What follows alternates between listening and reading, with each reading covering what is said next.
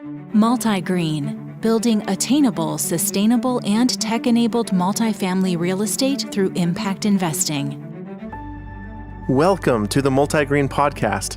I'm your host, Randy Norton, and today we'll be speaking with one of MultiGreen's co-founders, Brad Mertz. With over 20 years' experience raising capital across public and private sectors, I'm honored to have him take lead with client services. Today, Brad will share his expertise and demonstrate why he is an ideal fit for the MultiGreen way. Enjoy our conversation. Thanks for being with us today, Brad. Let's get right to it. It is evident that you are passionate about service. You are always in the community doing things. How does your service experience benefit MultiGreen? Well, that's, like you say, it's been my career to have been in service-related activities, whether I'm volunteering for the community or nonprofits or working at a university, that type of thing. For me, being able to serve others is important. I get a lot of satisfaction out of that. And it seems like you were also at a university where you were raising money for the benefit of various services. Can you speak to that for a minute?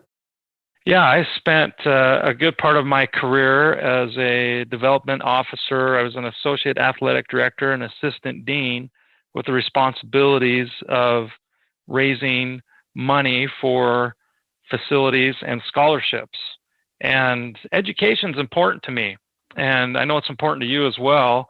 And it was a privilege to be a part of that, making that university, Utah Valley University, a better place. One of our mutual friends is Bruce Jackson. That's one of the people that you and I have come to know and realize that we have a mutual friend there. That's right. And the Woodbury School of Business is doing tremendous things. So you raised a lot of money for them.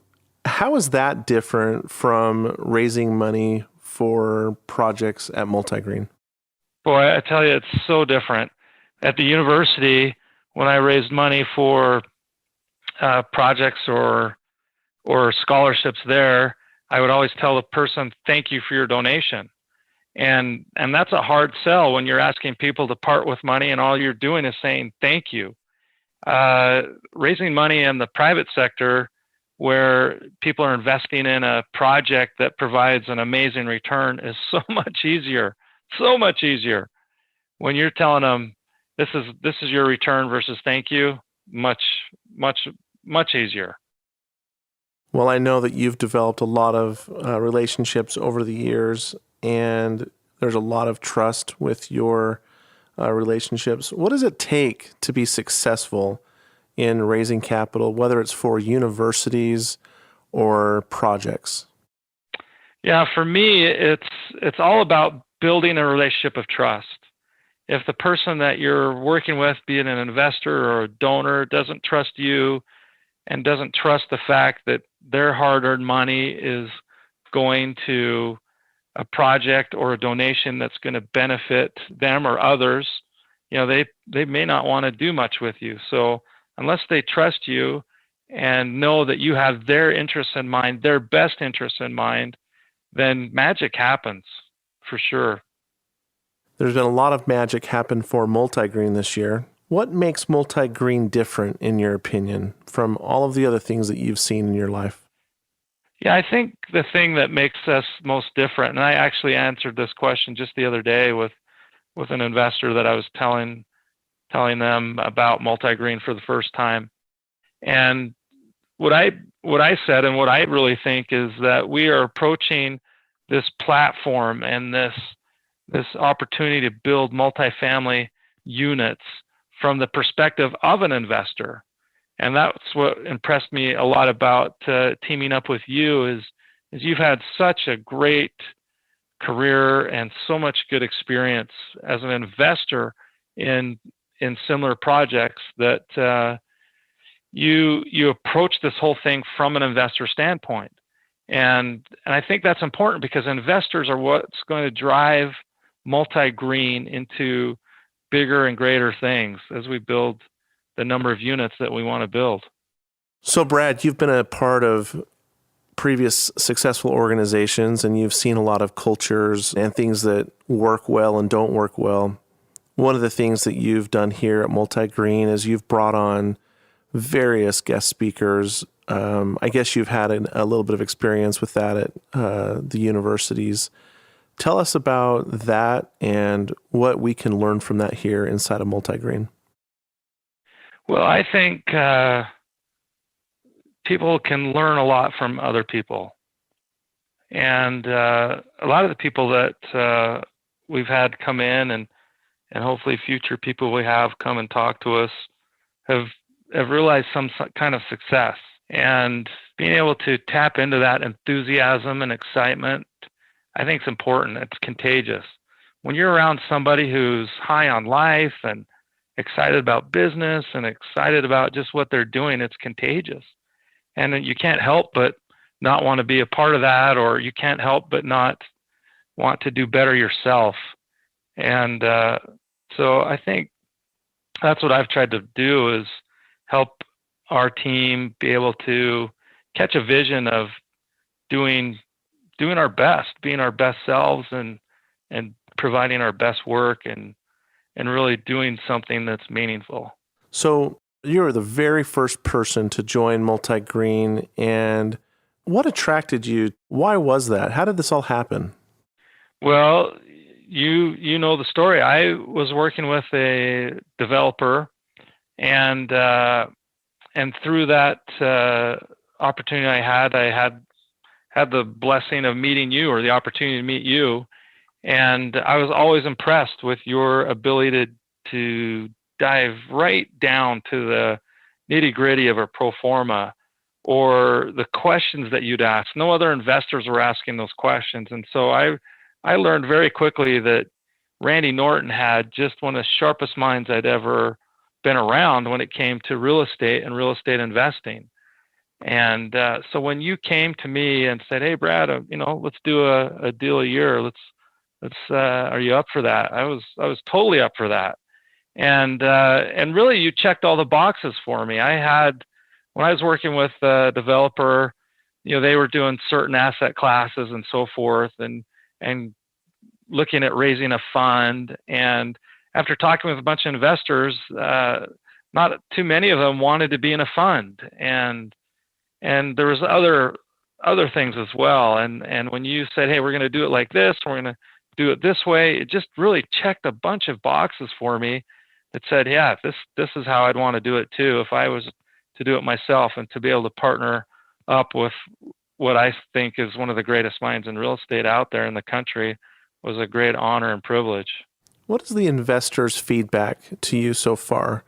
What are they liking or not liking about the MultiGreen product? I think they really like the fact that we are approaching it from an investor standpoint. So one of the big things that we do is defer our fees into the deal. A lot of developers want to get that money up front, and they get that before investors are paid.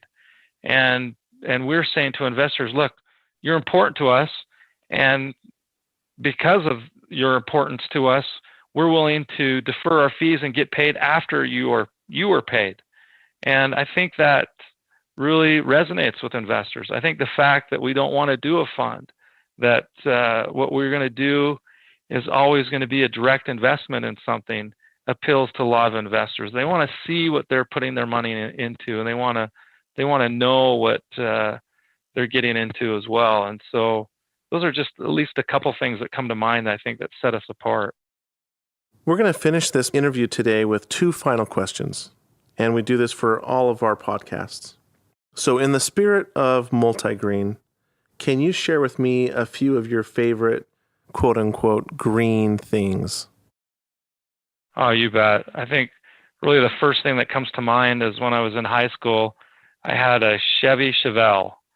And nowadays that would sound like a cool car, a real cool car, but it wasn't. It was 4 doors, it was 3 on the tree, and it had an AM radio. I don't even think it didn't even have FM, just AM radio. And growing up in Raymond, Alberta, Canada, it was different having that big old boat for a car. But the cool thing about it was green, and it was mine. And we had a lot of fun in that car. probably the best thing was being able to take girls out and teach them how to drive a stick shift. And so it was always a good excuse to jump in that green machine. So you associate green with learning, with innovation and tech, it sounds like, with that Chevy Novelle. Yeah, I don't know how much tech is in an AM radio. You could probably build one yourself, but that's kind of the first thing that comes to mind. As you know, I'm involved in recycling. I've been a part of a recycling nonprofit association in Utah that I helped found, and I've been a part of since basically the inception of it. And that's important to me too. And recycling is a big part of sustainability. And I've helped, create legislation in the state of Utah. I've got to know leaders of large major companies as a result of that. And it's been a good experience. I love being green. To me, it's important to be stewards of our environment. And to me, that's what it's all about. Thanks for that. The last question today is, it is the end of 2020. What a year it has been with COVID-19. Right. The presidential elections. It was our very first year of business. We thought we would do one deal. We've ended up doing 4 deals. Just a tremendous effort by all of the team members at MultiGreen.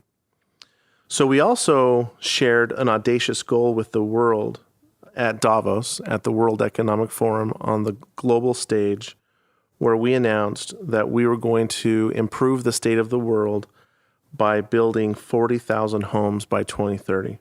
So, Brad, if you had one wish for MultiGreen, what would it be?